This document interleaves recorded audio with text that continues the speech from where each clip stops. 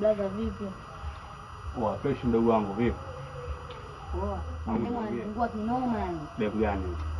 Sana kaa kule bondeni ule Fatuma. Fatuma Kishebe wa bondeni? Ndio. Anasemaje? Nimempangilia vesti mara kwanza. Kataa. Vesti mara pili. Kataa.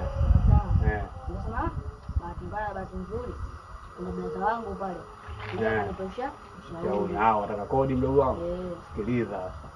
Mchumba umempangilia mandombolo kachomoa, si ndio hivyo? Sasa sikiliza. Ukimfuata mara ya pili, ufuata kana buku 2 mfukoni. Afu mwambie Fatuma, nimekuletea zawadi yako. Ushikishe hivi. Buku 2 afu mkunjishe hivi. Alafu wewe ondoka. Afu msikilizie. Baada ya siku 2 itakuwaje? Naamini lazima atakufuata. Na akikufuata, atakapokufuata, unaanza kumkimbilia vesi. Mwambie mimi silali. Siku nakuota wewe, sina amani nisipokuona.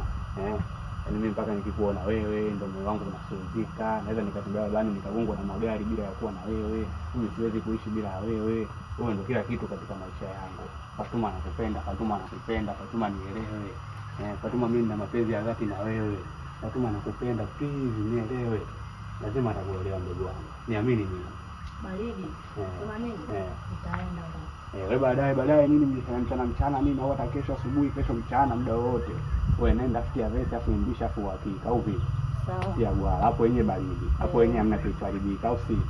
Post mandombolo wewe tinga pale mtani kwao. Afutia vesi imbisha. Afu uone mchumba kama anachomoa. Chomoa kesho anakuja geto mwenyewe.